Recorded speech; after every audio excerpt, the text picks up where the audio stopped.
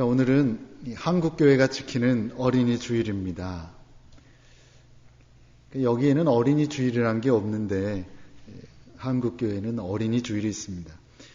어린이날 노래를 여러분 기억하십니까? 어린이날 노래. 이 어린이날 노래가 1948년에 만들어졌으니까 적어도 여기 있는 분들은 다 어린이날 노래를 부르고 자란 세대라고 볼 수 있습니다. 어린이날 노래, 윤석중 작사, 윤극영 작곡으로 1948년에 만들어졌습니다.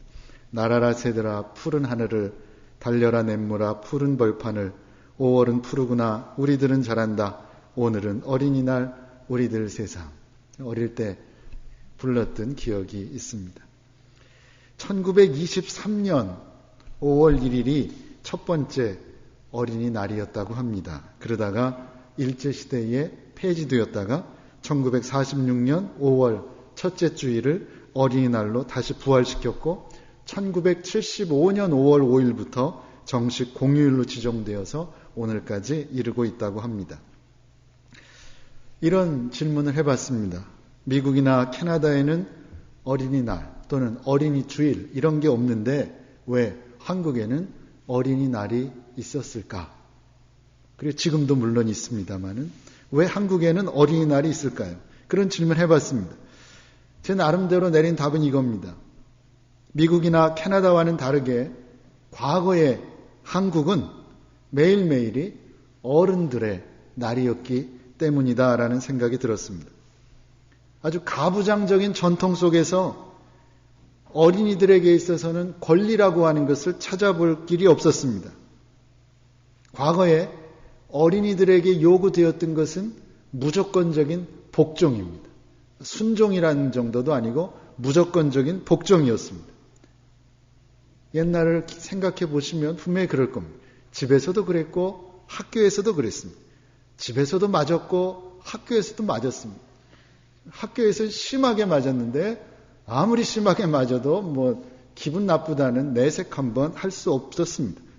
저희가 그렇게 살았습니다. 그러니 단 하루라도 어린이날이 필요했던 것입니다. 하루라도 선물도 받고 짜장면도 먹고 안 맞는 날이 필요했습니다. 제 생각이 그렇습니다. 지금은 어떻습니까? 그런 의미의 어린이날은 더 이상 필요하지 않습니다. 한국도 이제는 매일매일이 어린이날입니다. 어른들의 날은 없어진 것 같습니다. 아이들의 교육비가 너무 부담되고 너무 힘들다는 이유로 요즘의 젊은 부부들은 아이를 잘 낳지 않는다고 합니다. 그래서 한국의 출산율은 세계 최저입니다. 예전에는 독자인 경우에는 군대도 면제받았습니다. 하지만 이제 남자들은 거의가 다 독자입니다. 그러다 보니까 모든 것이 아이들 위주입니다. 조금 과장하면 이제는 부모들이 아이에게 복종합니다. 격세지감을 느낄 정도입니다. 자, 그런 현실 속에서 우리가 어린이 주일이라고 하는 것을 맞이했습니다.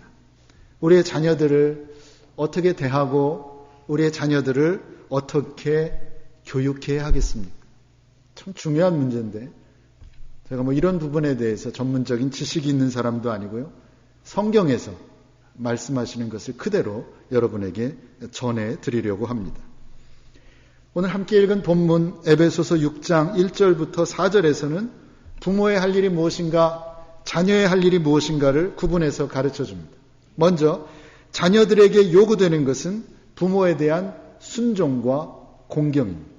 자녀들은 부모님께 순종해야 하고 공경해야 합니다. 자녀들아 너희 부모를 주 안에서 순종하라. 자녀들아 내 아버지와 어머니를 공경하라. 자녀는 부모에게 순종해야 하고 또한 자녀는 부모를 공경해야 합니다. 이것이 성경에 말씀하는 자녀의 의무입니다. 오늘은 부모님께 관한 말씀을 나누려고 합니다. 뭐라고 말씀합니까? 4절에 보면 오직 주의 교양과 훈계로 양육하라 그렇게 말씀합니다. 오직 다른 것으로 하지 말고 오직 주님의 교양과 훈계로 양육하라. 교양과 훈계입니다. 교양이 무엇입니까? 헬라어 파이데이아입니다. 징계와 벌을 통한 훈련. 훈계는 누데시아입니다. 말이나 교육을 통한 훈련입니다. 무슨 의미입니까? 자식은 우리가 복종해야 할 대상이 아니라 징계와 벌을 통해서로 훈련시켜야 하는 교육의 대상이라는 것. 자식은 우리가 복종해야 할 복종의 대상이 아닙니다. 교육의 대상입니다. 잠언 22장 6절에서 이렇게 말씀했습니다.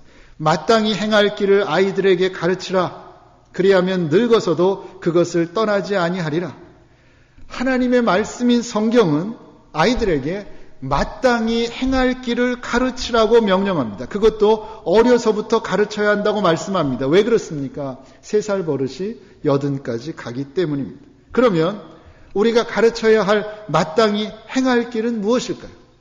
아이들에게 마땅히 행할 길을 가르쳐야 되는데 그러면 마땅히 행할 길은 무엇입니까? 구약성경 신명기 6장 4절부터 9절까지를 유대인들은 쉐마라고 부르고 아주 중요시합니다. 쉐마라고 하는 것은 신명기 6장 4절을 시작하는 들으라라고 하는 말의 히브리어입니다. 그걸 그대로 제목으로 땄습니다. 들으라, 쉐마라고 하는 거예요. 그들은 이 쉐마를 아침, 저녁으로 암송합니다. 그리고 예배가 시작될 때 또 암송합니다. 평소에는 팔에 감고 다니기도 하고 이마에 두르고 다니기도 하고 문설주에 붙여두기도 합니다. 그 정도로 항상 눈앞에서 떠나지 말고 그걸 암송하라는 겁니다. 그럼 무슨 얘기입니까? 유대인들에게 있어서 유대인의 교육에 있어서 이 쉐마라고 하는 것이 얼마나 중요하다라고 하는 걸 우리에게 분명히 가르쳐줍니다. 그런데 이 쉐마가 주는 교훈은 딱 2가지입니다. 복잡하지 않습니다. 쉐마를 통해 주시는 교훈은 2가지입니다. 첫째는 자녀들의 가르치는데 무엇을 가르치냐? 하나님을 사랑할 것을 가르치라는 겁니다. 너는 마음을 다하고 성품을 다하고 힘을 다하여 내 하나님 여호와를 사랑하라. 그 말씀입니다. 그 둘째는 하나님의 말씀을 자녀들에게 가르치라는 겁니다. 오늘날 내가 내게 명하는 이 말씀을 너는 마음에 새기고 내 자녀에게 부지런히 가르치며 그랬습니다. 쉐마는 2가지입니다.